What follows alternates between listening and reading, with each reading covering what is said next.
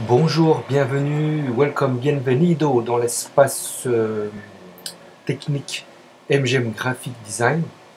Nous allons voir comment faire pour rendre une clé USB ou un disque compatible Macintosh et Windows. Donc, premièrement, insérez votre clé ou disque dans l'ordi. D'accord. Deuxièmement, vous devez effectuer des sauvegardes de votre disque ou de votre clé. En fait, je vous donne des conseils, mais évidemment, je ne suis pas responsable de la manière dont vous appliquez ces conseils. Ce qui est important, je l'écris pour que vous vous souveniez. Donc, vous lancez l'utilitaire disque qui est donc en tapant disque dans le spotlight en haut à droite ici. Vous lancez l'utilitaire disque ici.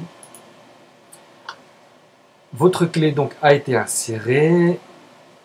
Elle est visible à gauche. Attention de ne pas se tromper. D'accord? Bien identifier la clé. C'est bien cette clé-là et non pas en bas ou les autres. Une fois que vous l'avez donc bien identifié, vous allez en partition ici.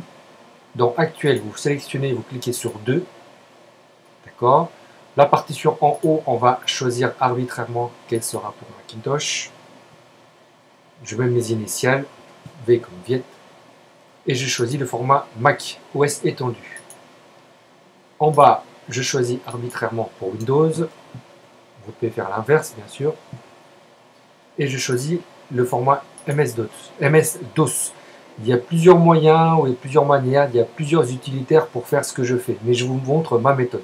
Parce qu'il y a des utilitaires qui vous permettent de voir les partitions sur les deux systèmes. Mais la plupart sont payants. Ça, c'est une solution gratuite. Donc, je résume. Choisissez 2. En haut, vous mettez Mac avec mes initiales au format Mac.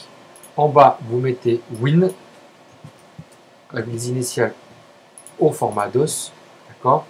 Mac en haut, Win en bas en choisissant bien le format Mac en haut et Win en bas. Et après, vous appliquez et le disque va être effacé. Attention de bien sauvegarder vos données, j'insiste. Si c'est perdu, eh bien il ne vous reste que des larmes à coller parce que je ne peux rien faire. Donc bien sauvegarder vos données à l'extérieur de la clé. Après, vous le remettrez après. D'accord? Si vous utilisez plus le Mac, vous grossissez la partition Mac. Si vous utilisez plus Windows, vous grossissez la partition Windows. Au 2/3, 1/3 à peu près. Le 2/3, c'est ce que vous utilisez le plus souvent. D'accord? Les montages, la section montage vidéo, par exemple, utilisera plus disque Mac. D'accord? La section web, peut-être, web, utilisera plus de partition Windows. Mais ça dépend.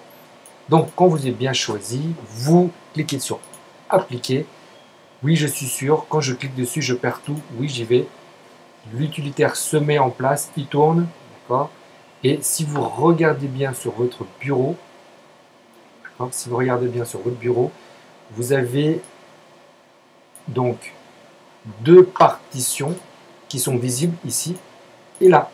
La partition Mac et Windows est visible sur Mac. Et la partition Mac et Windows sont en fait visibles sur le système Mac et vous pouvez travailler sur les deux. La partition Windows est souvent visible que sur Windows. D'accord? Sauf si vous utilisez des utilitaires payants. Donc là, je peux créer des dossiers dans mes 2 partitions. Les 2 partitions sont bien modifiables sur les 2 systèmes, sachant que Windows ne verra que Windows. Merci et au revoir.